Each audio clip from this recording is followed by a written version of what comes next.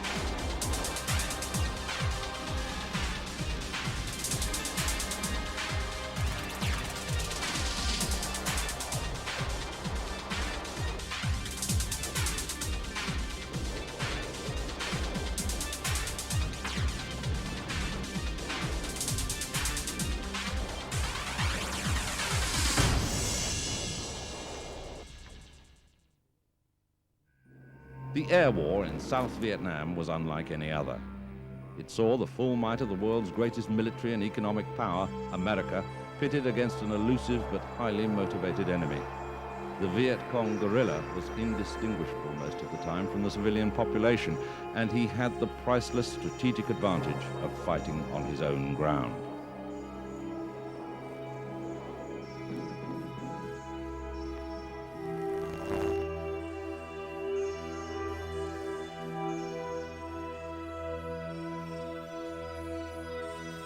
There were many different aspects to the air war in South Vietnam. The aircraft involved ranged from World War II piston-engine bombers to Mach 2 supersonic jet fighters. Among their most important missions were the support of troops in contact with the enemy, the destruction of key Viet Cong strongholds, the defense of American and South Vietnamese bases, and the interdiction of the communist supply effort, both by land and by water.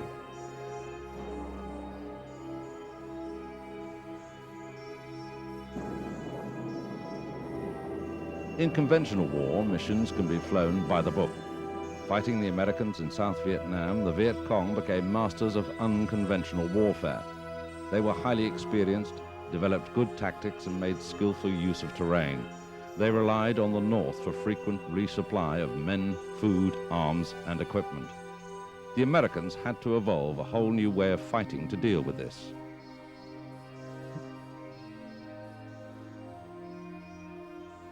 "15 years before the American involvement in Vietnam, France had been embroiled in a conflict in Southeast Asia as she tried to halt the independence movements in her former colonies. France's air power was composed largely of piston-engine combat aircraft dating from World War II. US involvement in the air war in South Vietnam began really in rather a small way. Elderly, propeller-driven trainers and bombers flown by the Farm Gate Detachment had been sent to Southeast Asia in October 1961 to advise the South Vietnamese Air Force. The fledgling Air Force of South Vietnam was equipped and trained by the Americans, flying armed trainers like the T-28 Trojan or obsolete combat machines like the A-1 Sky Raider and the B-26 Invader.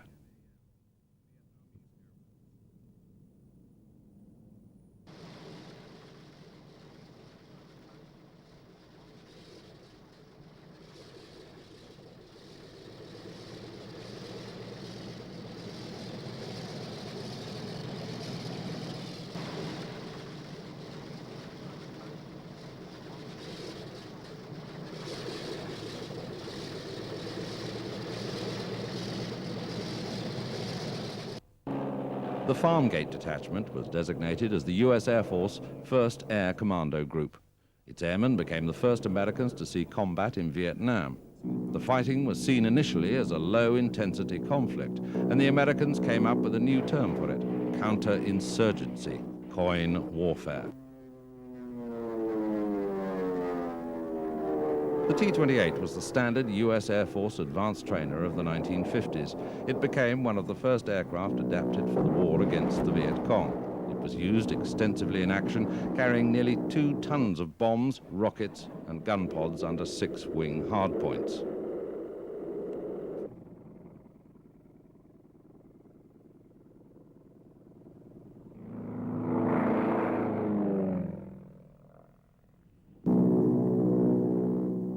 Another combat aircraft deployed during the early years was the rugged and heavily armed Invader bomber.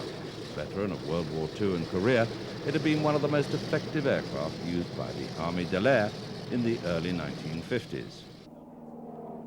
The US Air Commandos also appreciated its qualities, operating 20 aircraft from 3 bases until 1964, when they were grounded due to wing fatigue.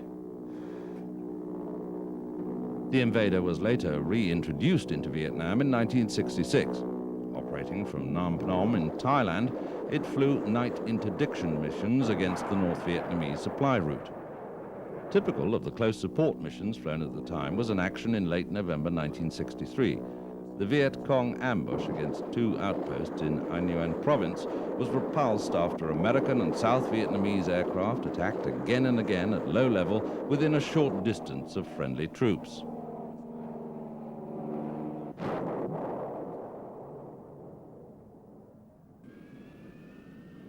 By 1964, the US presence in Vietnam had escalated dramatically, and this was reflected in the equipment the Air Force was deploying to the theater. Covert advisory detachments like Farmgate were replaced by a full range of modern high-performance aircraft to fight the widening war against the Viet Cong. The first jet aircraft to be based in South Vietnam was the Martin B-57, a license-built version of the British Canberra tactical bomber. Initially, it was deployed for Patricia Lynn reconnaissance missions, but in February 1965, it flew the first Air Force combat strikes against VC positions east of Saigon. Australian Canberras also saw action in South Vietnam. As well as being used extensively for air support in the south, the B-57 also became an important aircraft in the night interdiction campaign against the Ho Chi Minh Trail.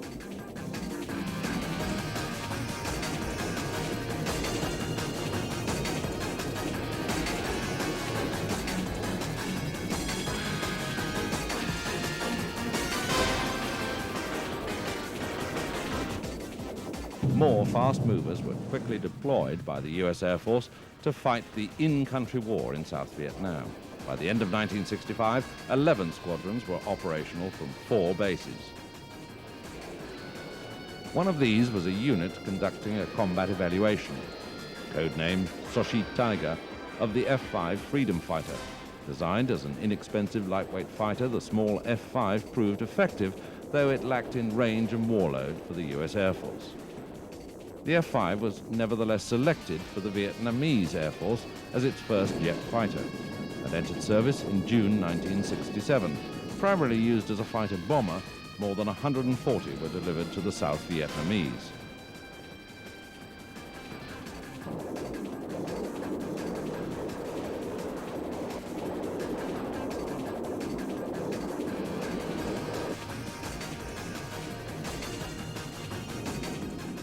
By far the most important Air Force attack jet in the South Vietnam War was the Super Sabre. While the F-105 Thunder Chief stole the glamour with its strike missions up north, the F-100 became the mainstay of the dirty, mud-moving war against the Viet Cong. Nicknamed the Hun, the F-100 was America's first operational supersonic fighter. It was designed as an interceptor in the early 1950s, but by the time of its combat debut in Southeast Asia, it had evolved into a ground attack machine. The F-100 was introduced into combat not in Vietnam, but in the largely secret war in Laos. It was also initially committed to the strategic air campaign against North Vietnam, but proved unsuitable for this role. Instead, it found its niche as an attack jet providing close support of US troops in the south, where the air defense threat was much lower. The first units to be based in South Vietnam arrived in 1964. The Hun's presence quickly grew. At peak deployment in 1968, over 200 were committed to battle in 4 wings, with regular Air Force squadrons augmented by Air National Guard units.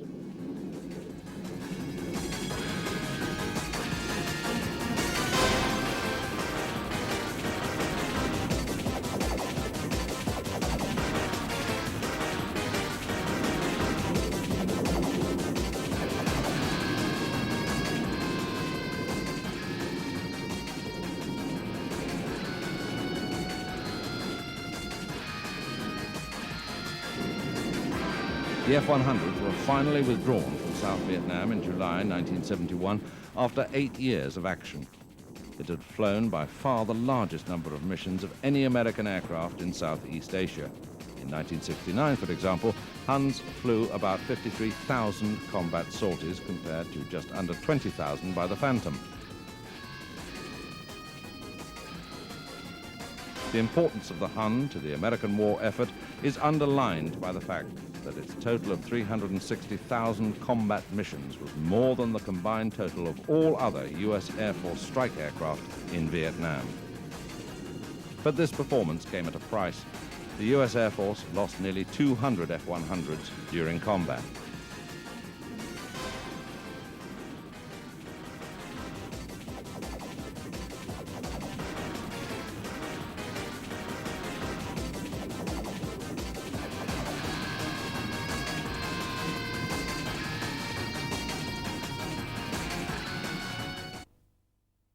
At the opposite end of the spectrum to the fast jets in terms of performance and glamour was the Sky Raider. One of the most versatile and valuable aircraft of the war in the South traced its origins from a U.S. Navy carrier dive bomber design produced at the end of World War II. The Sky Raider was the most important combat aircraft in Vietnam in the early 1960s, being flown by the South Vietnamese and by the U.S. Air Force Air Commandos. It was old. It was so slow that it was nicknamed SPAD after the World War I fighter. But the Sky Raider still had qualities which faster, more up-to-date aircraft couldn't match. Armed with 4 20mm cannon, it could also carry a heavy load of extremely varied weaponry on its 15 hardpoints.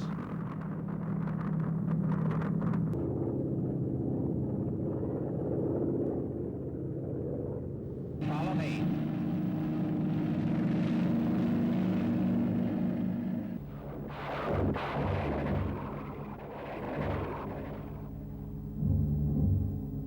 And it was just as much at home flying from the deck of a nuclear-powered aircraft carrier as it was taking off from a jungle strip at the height of the rainy season.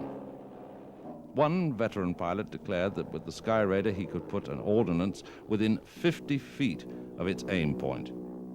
He could stay airborne for 5 to 6 hours at a time, saturating the enemy with heavy fire, and operate when the weather wasn't good enough for jets to fly.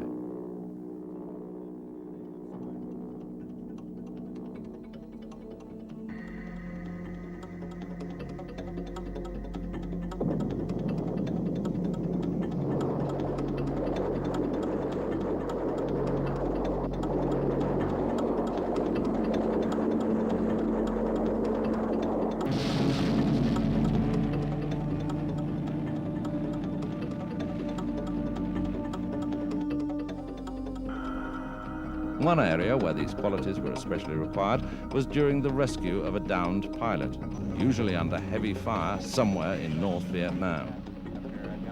The veteran Sky Raider, known as Sandy from its radio call sign, operated closely with the Jolly Green rescue helicopters and coordinated the rescue.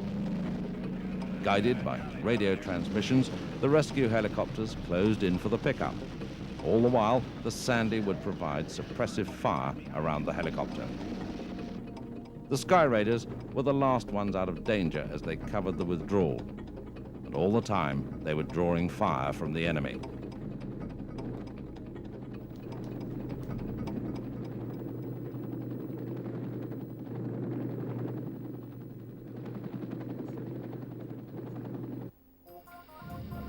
Although the F-100 dominated the war in the south, the F-4 Phantom was also an important ground attack aircraft. Renowned as a MiG killer and strike aircraft in North Vietnam, the multi-role F-4 was also used extensively in the air-to-ground role.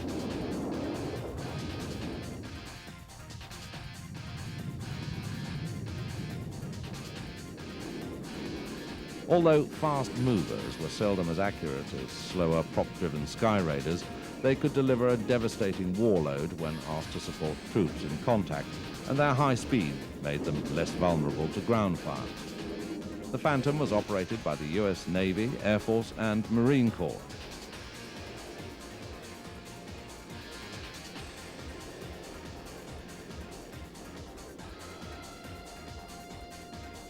During the bombing halt between 1968 and 1972, it was almost exclusively used as a ground attacker.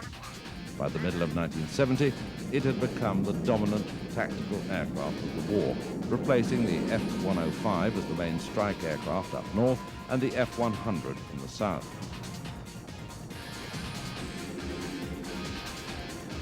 Lack of a built-in gun was solved partially with cannon pods. These were effective at shooting down MiGs as well as for strafing the enemy. The extensive use of the Phantom is reflected in the fact that more were lost in Southeast Asia than any other type. F-4s accounted for 20% of the US Air Force's fixed-wing combat and operational losses in Vietnam.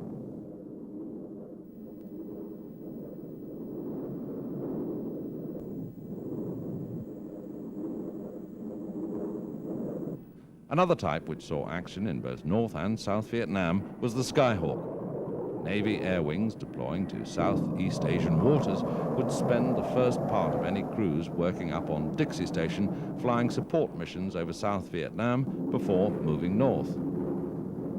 Operating from bases at Chu Lai and Da Nang, Skyhawks also provided the Marine Corps with its own organic air support.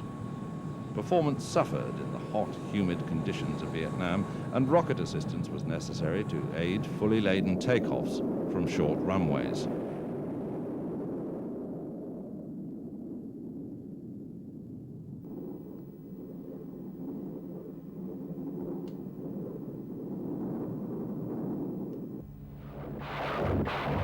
The A-4 combined high agility with an amazing weapons carrying ability for its small size.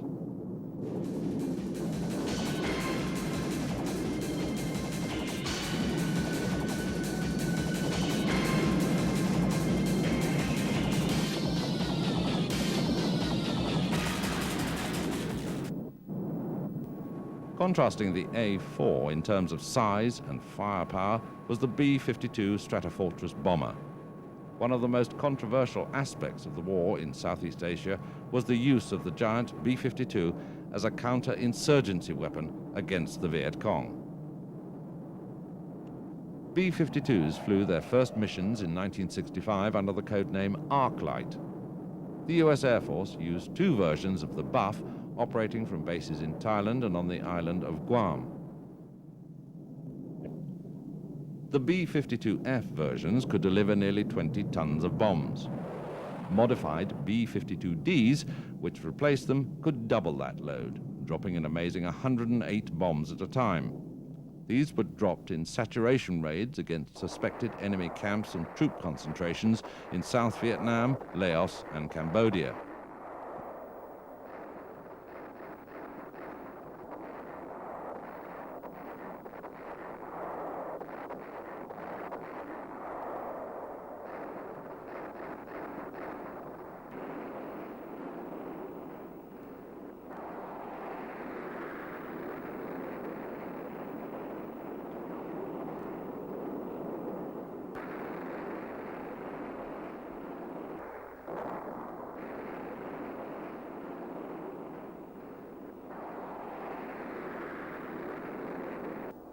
As weapons of terror, the B-52s were feared more than any other by the Viet Cong. Flying too high to be seen or heard, the Buffs struck like an earthquake without warning. And when they hit targets, such as the North Vietnamese regular soldiers besieging the Marine combat base at Khe Sanh, they were devastatingly effective.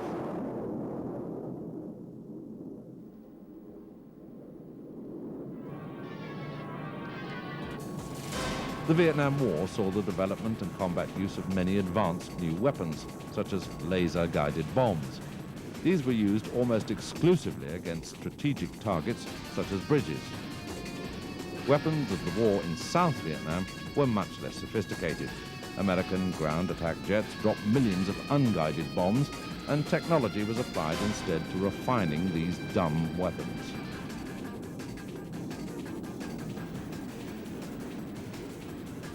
Low-level delivery was made possible by the snake-eye set of retarding fins, which allowed the attacking aircraft to escape the blast of the weapons.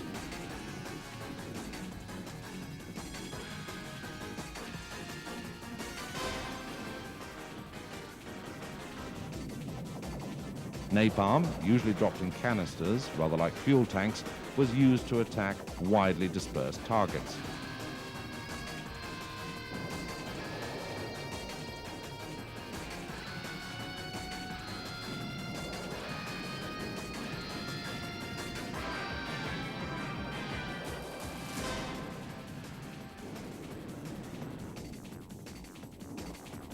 Rockets, with a variety of explosive anti-armor and anti-personnel warheads, were another hard-hitting alternative for area attacks.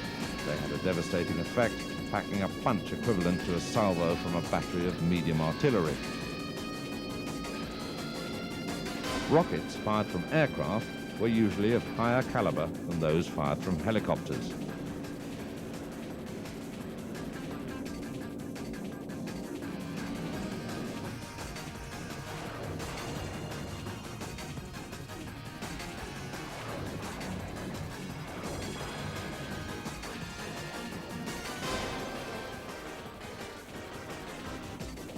Guns were used for strafing. Most aircraft, with the notable exception of the early F-4 Phantoms, had 2 or even 4 built-in 20mm cannon. Attack aircraft in the south were known as mud movers for the simple reason that they fought down on the deck, dueling almost eye-to-eye with the Viet Cong insurgents on the ground. The air war against the Viet Cong was very much a short-range struggle.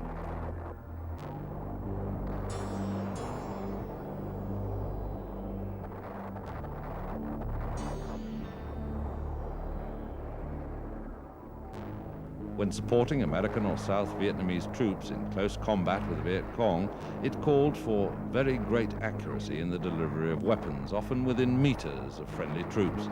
As a result, attacks were often pressed home at very low level. This could be very dangerous. Even though the communist insurgents lacked advanced weapons like guided missiles, they did have a lot of small arms, and low-level attacks brought the American fighters well within their range.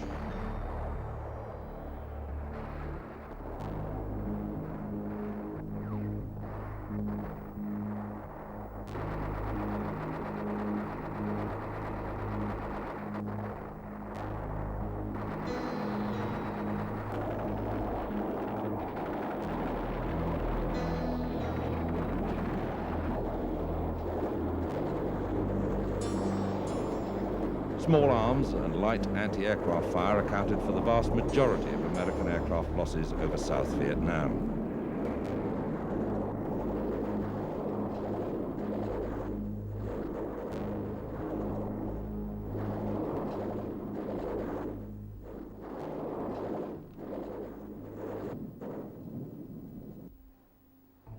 Most of the supplies for the Viet Cong came down a maze of tracks through Laos, Cambodia, and into the border regions of South Vietnam, known collectively as the Ho Chi Minh Trail.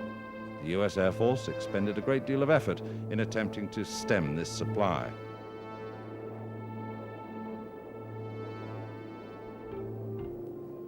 A successful weapon which was developed to fight this interdiction war was the gunship, a heavily armed version of a transport aircraft. The first of these was the AC-47, a gunship version of the venerable C-47 transport known as Spooky. Fitted with 3 rapid-firing machine guns in one side of the fuselage, these were also very effective close support weapons, being able to pour down a hail of withering fire on the Viet Cong.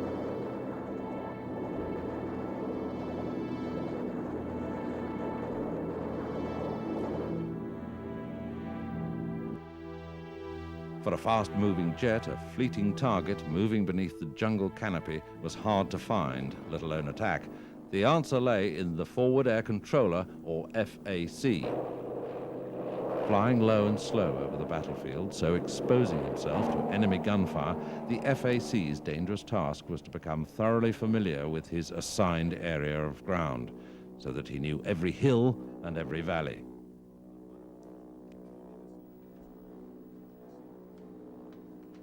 The slow movers in their fragile, prop-driven Cessnas played a vital part in snooping out, identifying and marking targets. Once a target was found, the FAC called up the fast movers' air support.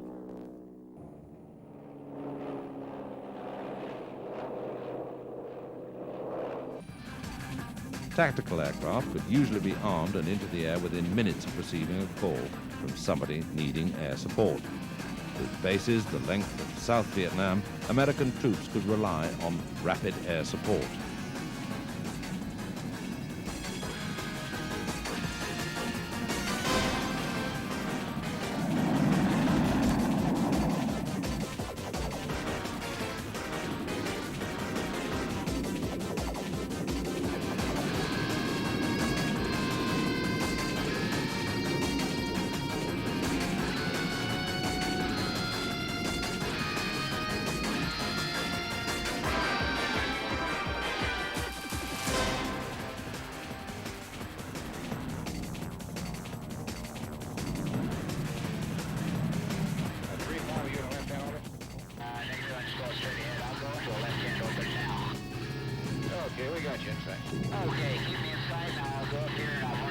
The Cessnas fired white phosphorus or smoke rockets to mark the targets for the jets.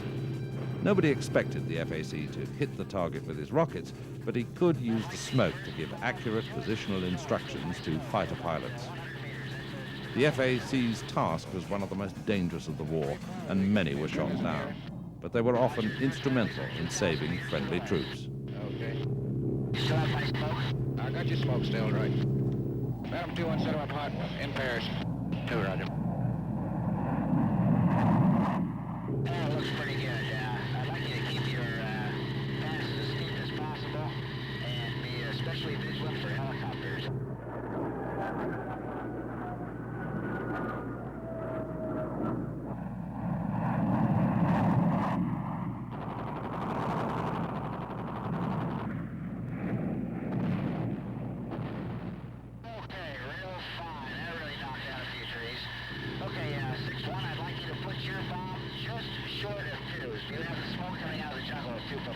Roger, I got it now, rolling in.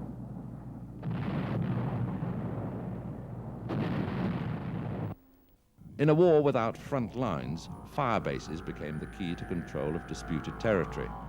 Strong points equipped with artillery served as bases from which patrols moved out into the country, but they were also tempting targets for attack. One such base was the Marine Corps Combat Base at Khe Sanh, which was cut off, besieged, and attacked by the Vietnamese at the beginning of the 1968 Tet Offensive.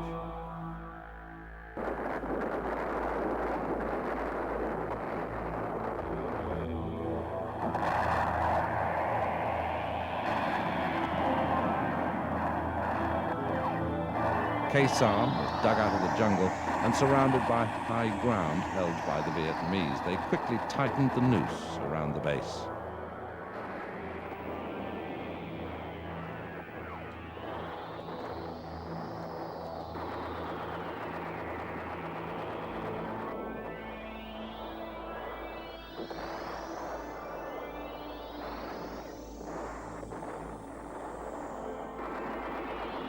At Khe Sanh, it seemed that the Vietnamese wanted to inflict on the Americans the same kind of dramatic defeat suffered by the French at Dien Bien Phu in 1954.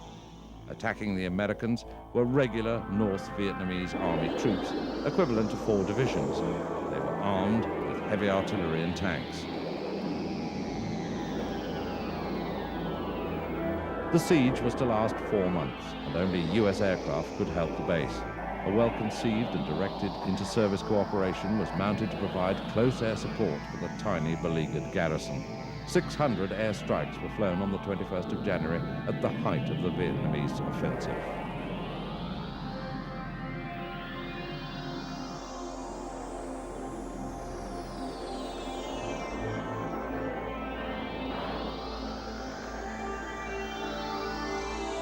Braving intense anti-aircraft fire and bad weather, a massive effort was also set up to keep the base resupplied and fly out wounded soldiers. But even on the ground, there was no respite as Khe Sanh was under constant bombardment.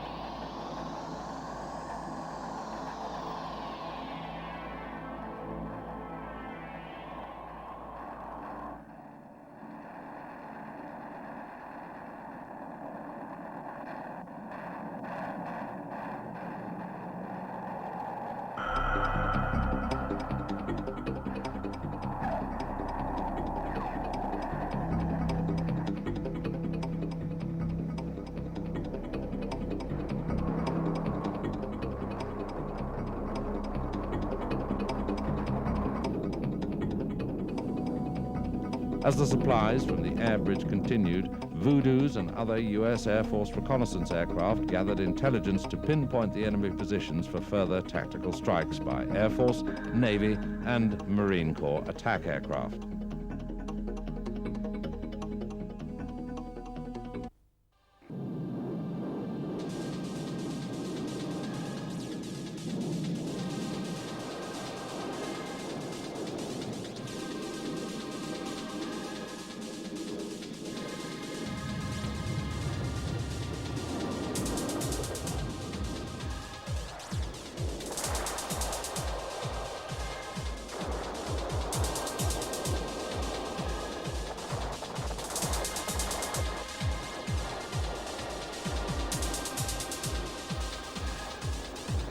The Vietnamese bombardment was intense.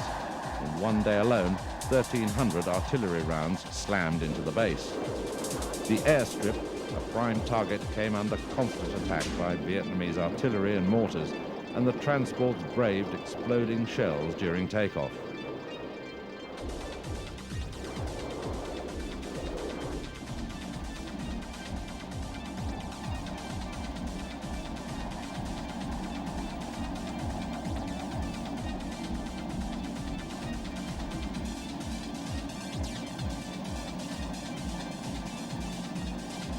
This Hercules didn't make it. When it got too dangerous, the transports dropped their supplies by parachute. Over 600 drops were made by providers and Hercules.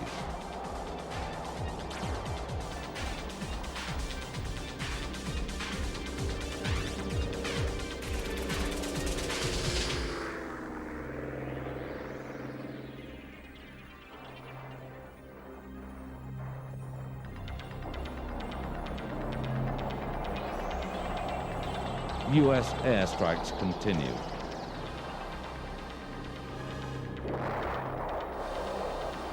The most fearsome weapon used was the B-52.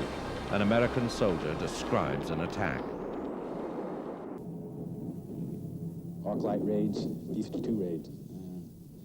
Really tremendous raids. You didn't even see the airplanes. All you saw was the air being ripped apart and ground thundering underneath you, and you're bouncing in the air. You're not even aware of where the planes could even have been. The North Vietnamese had dug an elaborate network of bunkers, trenches and tunnels around Khe Sanh. Strikes by the Buff by day and by night obliterated them.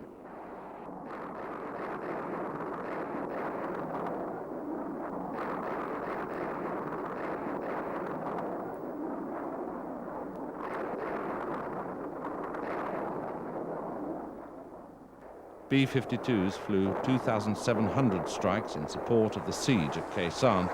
Tactical aircraft flew 24,000 strikes.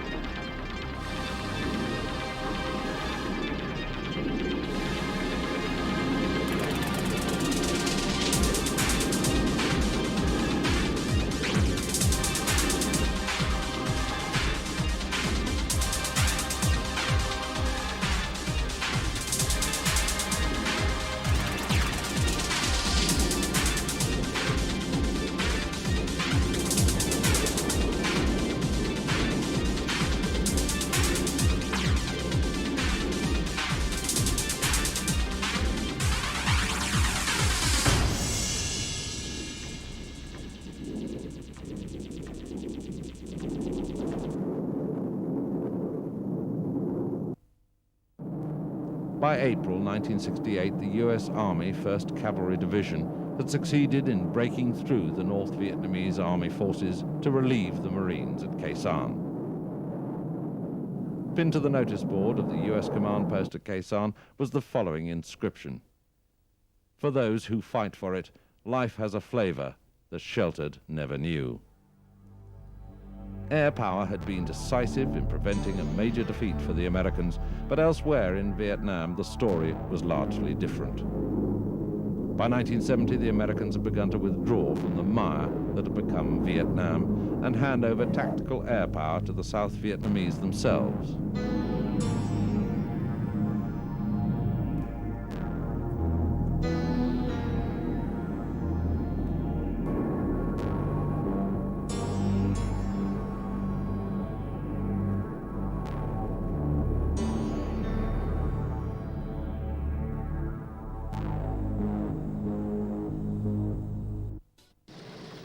From the earliest farm gate deployment in 1961 to massive escalation for 500,000 troops in South Vietnam to the withdrawal of the last American airmen in 1972, tactical air power in South Vietnam played a key role in the war effort. But by the very nature of guerrilla warfare, large-scale use of air power in set-piece battles in Vietnam, such as Khe Sanh, were infrequent. Instead, air power's greatest achievements in South Vietnam were on a local scale, namely the effective support of friendly troops under fire by the enemy.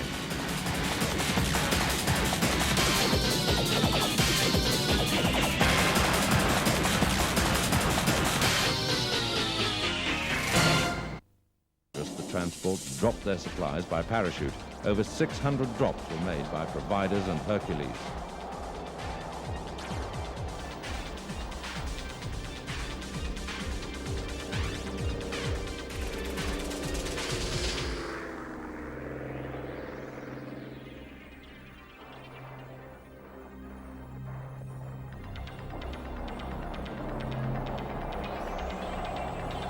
US airstrikes continued.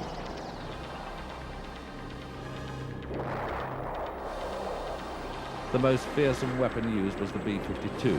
An American soldier describes an attack. Arc light raids, B-52 raids. Really tremendous raids. You didn't even see the airplanes. All you saw was the air being ripped apart and ground thundering underneath you, and you're bouncing in the air. You're not even aware of where the planes could even have been. The North Vietnamese had dug an elaborate network of bunkers, trenches and tunnels around Khe Sanh. Strikes by the Buff by day and by night obliterated them.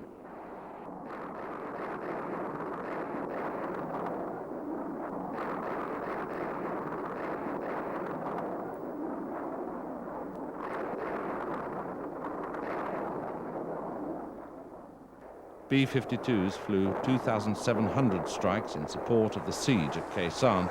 Tactical aircraft flew 24,000 strikes.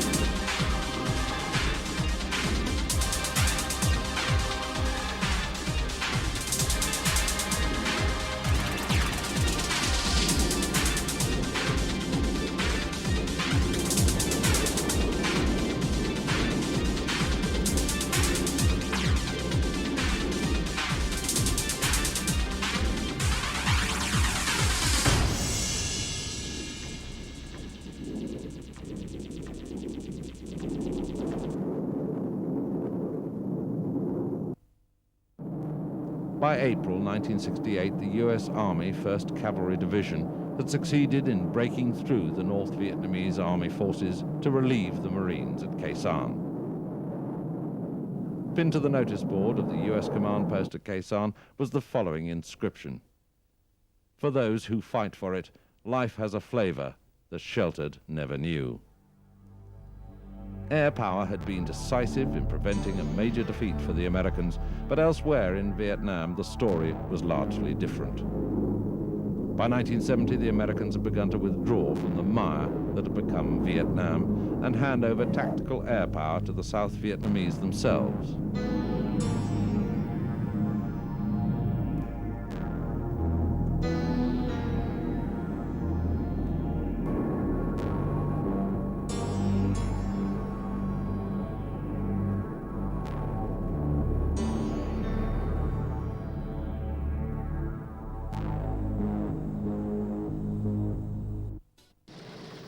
From the earliest farm gate deployment in 1961 to massive escalation for 500,000 troops in South Vietnam, to the withdrawal of the last American airmen in 1972, tactical air power in South Vietnam played a key role in the war effort. But by the very nature of guerrilla warfare, large-scale use of air power in set-piece battles in Vietnam, such as Khe Sanh, were infrequent. Instead, air power's greatest achievements in South Vietnam were on a local scale, namely the effective support of friendly troops under fire by the enemy.